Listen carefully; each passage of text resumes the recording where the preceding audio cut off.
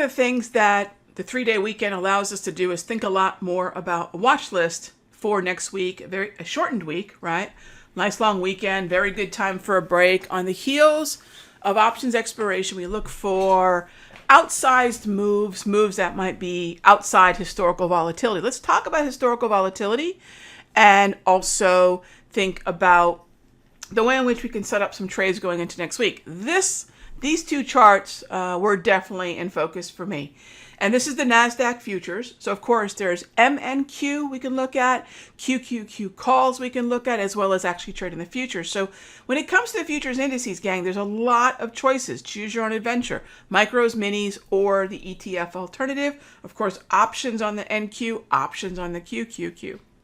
What you're looking at is the 1 hour time frame on the left, the daily time frame on the right, and the daily price movement ranges. Now we've been stair-stepping these pretty darn well, and that gets my attention. I'll show you another place we're stair-stepping really well too.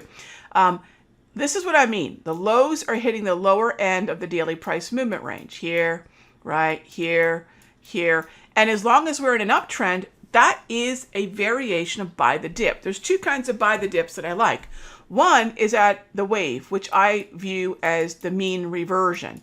We don't always revert to the mean. In fact, mean reversions, especially in accelerated markets, are not a frequent occurrence. So one of the challenges we have is just getting our setups. One of the challenges to an accelerated trend or a trend that's not mean, reverting to the mean, right, is where are the alternative dips, right? So this is kind of the dip, right? A mean reversion, 34 EMA wave. But what about other support levels?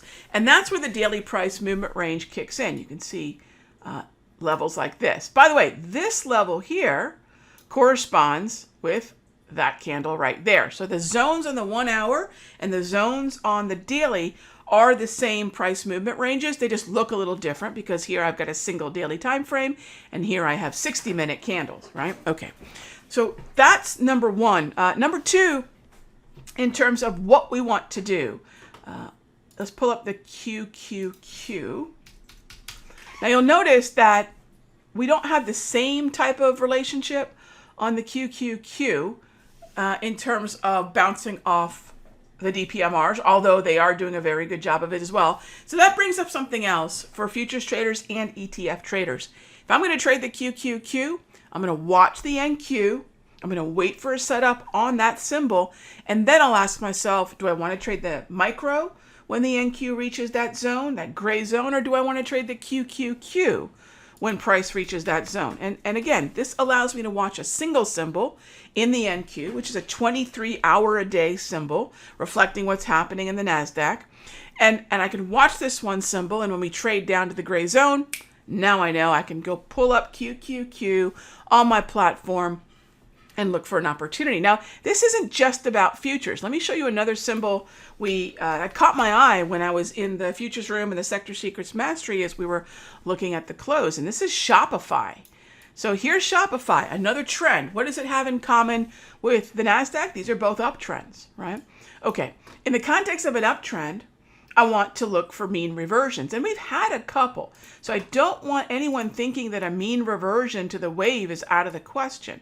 We've had two this month alone. So you look at June, we've had two mean reversions, meaning we've traded down to the 34 EMA wave now twice. All right, I love that. So that is an opportunity, but until we get that more significant retracement, what else are we seeing?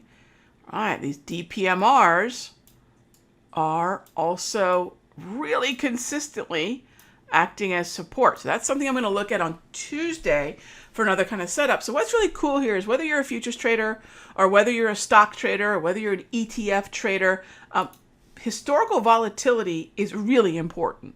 And it's going to give us mean reversion traders. I love mean reversion trading. I love trading uptrends that pull back to the wave.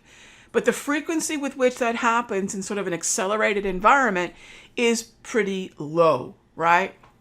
So that's where we need alternatives, and that's exactly what I'm looking here. This is the alternative to the buy the dip. This is what happens when we don't get that more traditional, more significant retracement. That's called a mean reversion. Hope that helps. Something to think about. And a couple things here before we wrap up. I will see you all Sunday evening for This Week in the Markets live at 6 p.m. at the Simpler Trading YouTube channel. And I will see you all Monday morning for Charts and Coffee.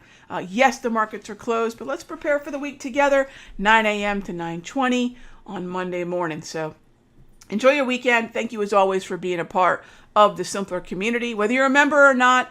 If you have any questions, feel free to leave them down in the comments. I do check them. I do answer them. And in the meanwhile, enjoy the long weekend. Hey traders, Raghee from Simpler Trading. Thank you so much for watching this video. Be sure to leave a like and a comment below. And remember, subscribe and click the bell icon so you'll get notified of the next update. And when you're ready to join me for live trading, be sure to head on over to simplertrading.com. I'll see you in the next update.